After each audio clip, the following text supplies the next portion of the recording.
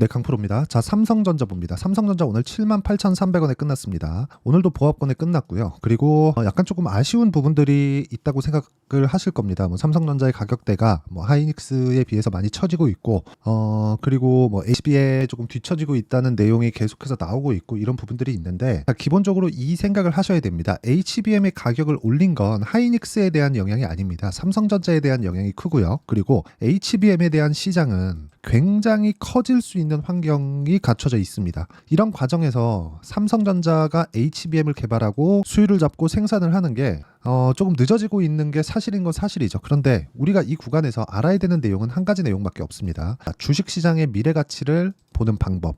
이걸 보시면 돼요. 가격이 올라가는 원리에 대해서 이야기를 드릴 건데, 주식 투자를 할 때, 그쵸? 가격이 올라가는 종목들이 있고 내려가는 종목들이 있습니다. 자, 그러면 가격이 올라가는 종목들에 대해서 먼저 이야기를 드릴게요. 앞으로 좋아지는 내용에 먼저 반영해서 가격이 먼저 뜨는 겁니다. 그쵸? 자, 이걸 만약에 뒤집어 놓으면 내려가는 이유가 됩니다. 뒤집으면 어떤 상황이 벌어질까요? 앞으로 더 이상 좋아지지 못할 것에 대한 내용을 먼저 반영한다. 굳이 하나 더 하자면 나빠질 부분에 대한 내용을 먼저 반영한다. 이 부분이 될 수 있겠죠. 같은 말이지만 약간의 차이는 있을 수 있어서 제가 두 가지로 이야기를 드린 겁니다. 자, 그러면 삼성전자가 지금 좋아지는 내용이 아니라 역으로 생각해 볼게요. 나빠지는 부분이 추가적으로 나올 수 있을까요? 없습니다. 그쵸? 지금 메모리 반도체 쪽은 사실상 삼성전자가 거의 뭐 석권했다고 보시면 됩니다. 최근에 반도체 가격이 턴어라운드가 됐죠. 턴어라운드가 되는 과정에서 무슨 일이 있었냐면 삼성전자의 감산이 있었습니다. 삼성전자의 감산이 없었으면 D램이나 낸드 가격이 올라갈 수 없었고요. 그로 인해서 삼성전자의 1분기 실적도 전환이 됐고요. 하이닉스의 1분기 실적도 전환이 됐습니다. 근데 한 가지 아쉬운 건 HBM에 대한, 그쵸?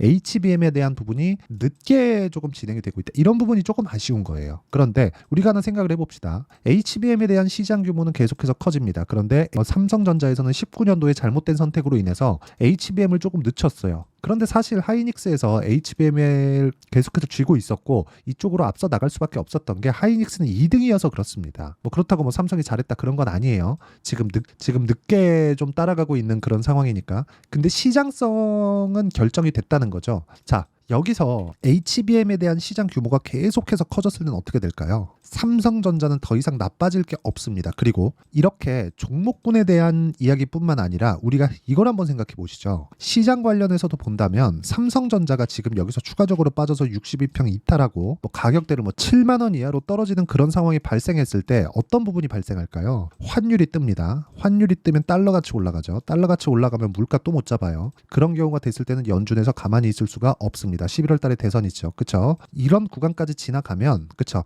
삼성전자는 여기서 추가적으로 떨어질 수 있는 환경이 나오지 않습니다. 근데 이것도 아까 전에 제가 말씀드린 내용과 같아지는 내용인데 그 이야기가 뭐냐? 자, 보세요. 삼성전자가 하이닉스 대비해서 낮은 가격대예요. 절대적인 시가총액은 3배에서 거의 한 4배 가까이 차이가 나죠. 그건 맞습니다. 그런데 삼성전자에 대한 고점 기준에서 봤을 때는 하이닉스는 이미 고점을 넘어서 사상 최고가 구간에 있지만 삼성전자는 아직 21년도에 달성해놓은 한 9만 원대의 고가도 탈환하지 못하고 있는 그런 상황입니다. 근데 그런 상황에서 엔비디아나 이런 부분에 대한 내용으로 인해서 뭔가 가격 부담을 받고 있고 미증시도 많이 올랐으니까 여기서 더 떨어질 수도 있다. 위에서 찍어 누르면 내리는 거니까. 만약에 그렇다면, 그쵸? 만약에 그런 상황이 벌어진다면 삼성전자의 가격대가 더 높아야 된다는 거죠. 지금 가격대에 있으면 안 돼요. 여기서 우리가 이걸 한번 보시죠. 삼성전자는 물론 DS 부분, 그쵸?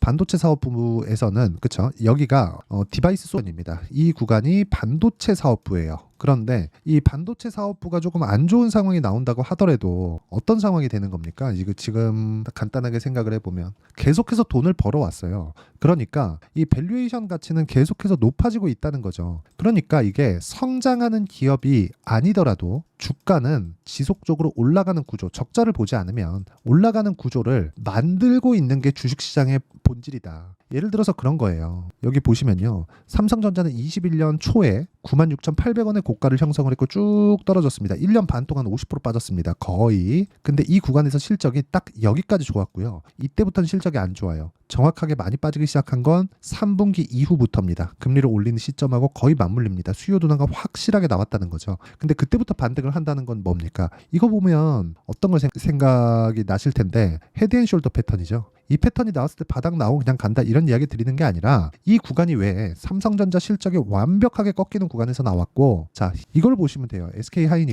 하이닉스도 보면 그쵸? 삼성전자의 턴어라운드를 확인하고 나서 돌렸죠. 근데 HBM에 대한 내용으로 인해서 추가적으로 강세를 보인 겁니다. 즉 삼성전자는 지금보다 더 나빠질 수 있는 상황이 없습니다. HBM 수요는 이거 안 꺾입니다. 이거 지금은 이 데이터 센터 이쪽으로만 지금 투입이 되고 있는데 이미 상용화에 성공을 했고 서버 단으로 들어가고 있기 때문에 이게 개인 사용자용으로 내려옵니다. 이건 어쩔 수가 없다고 보시면 되고, 무엇보다 이번에 HBM으로 인해서 메모리 반도체의 활용성 그리고 필요성이 굉장히 높아져 있는 그런 상황이에요. 무엇보다 비메모리에 대한 설계가 메모리 반도체와 같이 진행이 된다는 점, 즉 비메모리에 대한 성능을 높이기 위한 하나의 조건이 되었다는 점은 굉장히 긍정적으로 바라봐야 될 필요가 있고요. 그동안처럼 사이클에 대한 부분이 많이 줄었을 수도 있습니다. 전 그렇다고 생각을 하고 있습니다. 그렇다 그래서 조정이 없는 건 아니에요. 그렇죠? 근데 그런 올라오는 상황에서의 조정 구간도 충분히 받고 있기 때문에 우리가 삼성전자를 보는 과정에서는 그렇죠? 지금 위보다 아래를 보자는 겁니다. 추가적으로 떨어질 수 없다. 그랬을 때 우리가 삼성전자를 토대로 다른 종목군들, 뭐 한미반도체도 그렇고요, PSK 홀딩스도 그렇고요, FSD도 그렇고요. 이 다 분야가 다릅니다. 그렇죠? 이쪽으로 계속해서 공략해서 수익을 낼 수 있다는 겁니다. 그게 가격 전략이에요. 여기 삼성전자를 기준해서 관련 종목군들의 가격과 단기 보유 전략, 단기 2주 안에 수익 전환을 시킬 수 있는 상황을 찾자. 반도체 종목군들이 강한 움직임을 보이려면 다시 말씀드리지만 삼성전자와 하이닉스가 빠지면 안 됩니다. 올라가면 가격 부담이 생겨요. 삼성전자 하이닉스가 많이 올라가는 게 좋은 게 아니에요. 어느 정도까지 가격을 올려놓고 그 구간에서 횡보하는 게 가장 좋습니다. 지금 삼성전자의 움직임이죠. 그렇기 때문에 우리는 반도체 종목군들을 지금 지속적으로 봐야 된다는 거고, 그 기준이 되는 게 삼성전자이기 때문에 삼성전자를 토대로 우리가 단기 보유 전략을 철저하게 활용했을 때 꾸준하게 수익을 볼 수 있는 상황을 만들 수 있고요. 이 내용에 대한 부분, 그쵸? 이 내용에 대한 부분과 함께 제가 관련주들, 그쵸? 삼성전자를 기준한 관련주들의 실시간 타점을 제가 문자로 공유를 해드리도록 할 테니까 구독과 좋아요 눌러주시고 상단에 있는 전화번호로 삼성이라고 문자 보내주시는 분들에 한해서만 제가 단기 보유 전략 그리고 실시간 타점을 공유해 드리도록 하겠습니다. 다 무료로 진행하고 있고요. 자, 그리고 이 내용에 대해서 그쵸? 제가 실시간 타점 그리고 이렇게 대형주군에서 이야기를 드리는 것처럼 이렇게 가격대에 대한 부분, 가격이 먼저 반영하니까 오를 때도 그렇고 내릴 때도 마찬가지입니다. 이렇게 이해를 했을 때 어떤 매매를 할 수 있는지까지 제가 보여드리겠습니다. 자, 내용 보시면 이렇습니다. 자, 대한전선 최근에 전기 관련주들 굉장히 강하죠. 전선, 구리가, 변압기 이쪽 강합니다.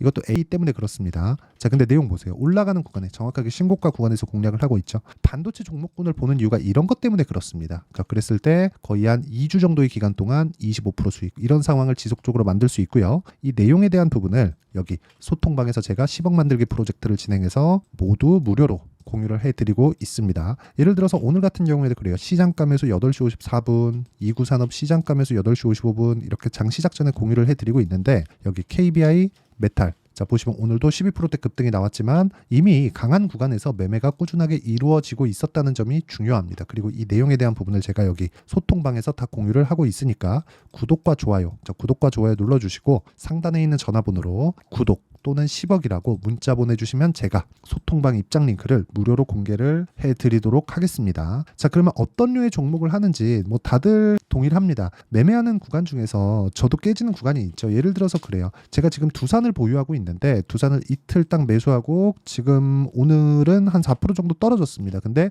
이것도 뭐예요? 고가 구간에 있죠. 근데 이런 종목군도 있고 저런 종목군도 있지만 우리가 먹을 수 있을 때 충분하게 수익을 낼 수 있는 환경을 갖추려면 삼성전자 같은 대형주에 대한 파악이 되어 있어야 되고, 그런 부분에 대해서 매매가 되었을 때 자, 자람테크놀로지처럼 3일 동안 내가 75% 정도의 수익을 내는 그런 상황을 만들어 갈 수 있다는 겁니다. 그리고 그 내용에 대한 부분을 제가 소통방에서 다 공유하고 있으니까 상단에 있는 전화번호로 구독 또는 10억이라고 문자 보내주시면 제가 소통방 입장 링크를 무료로 공개를 하도록 하겠습니다. 자, 내용 정리하면 그렇습니다. 삼성전자는 지금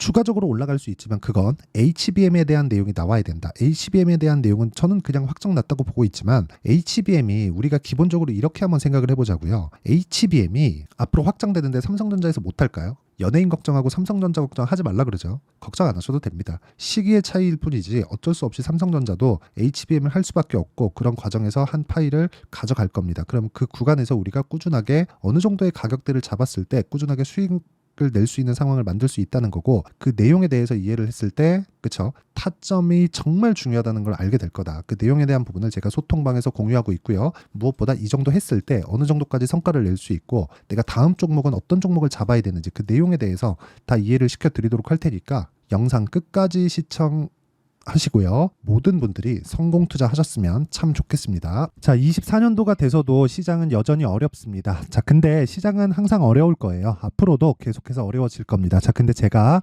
매월 대시세 종목을 구독자분들에게 공개를 합니다. 자, 내용을 보면 12월 달에 실제 공개를 했었던 강프로의 대시세 종목에 대한 내용인데 대기업을 상대로 안정적인 매출 구조를 가지고 있고요. 그리고 현재 주요 거래처는 삼성전자, 인텔, 하이닉스, TSMC, 해외에 반도체 관련된 기업이라는 걸 알 수 있죠. 그만큼 1월 달에 제가 보고 있었던 종목은 반도체 관련주라는 걸 알 수 있습니다. 공개를 해드리면 이 내용입니다. 여기 어보브 반도체, 그쵸? 실제 제가 거래한 내용을 공개를 한 거고요.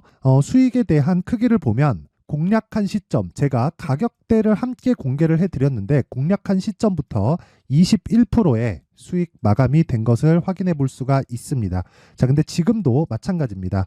지금은 어떤 이슈가 있을까요? 2월 달에 발표한다는 기업 밸류업 프로그램이 있죠. 근데 그걸로 인해서 지금 2월 달에 발표한다고 이야기가 나온 상황이고요. 무엇보다 우리가 생각해야 될 내용은 한 가지입니다.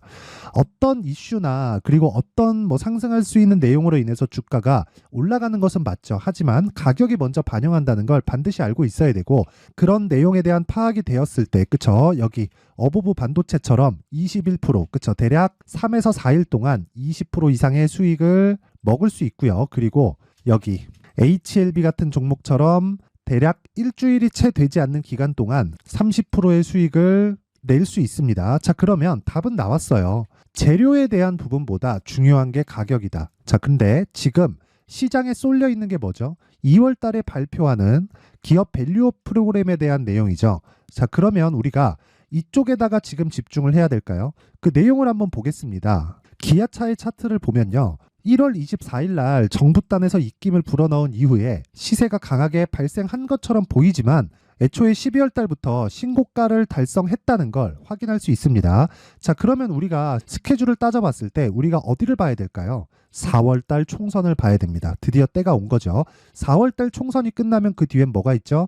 대선 전국으로 들어갑니다. 그러면 우리는 4월 달 총선부터 시작해서 대선까지 이어질 수 있는 종목을 찾는 게 정말 중요합니다. 그게 정부 정책의 방향과 그리고 스케줄에 맞춰서 가는 거예요. 정치적인 상황에 따라서 주가가 움직이는 걸 우리는 수도 없이 많이 봐왔기 때문에 스케줄에 맞춰서 가는 게 지금으로서는 답이 될 수 있습니다. 그리고 무엇보다 어느 정도의 시세를 내는지 그 첫 번째 단계인 상황을 그쵸? 제가 12월 달 밝혀드렸었던 대시세 종목으로 이미 공개를 해드렸기 때문에 그쵸? 어떻게 제가 매매를 했는지까지 다 보여드렸습니다.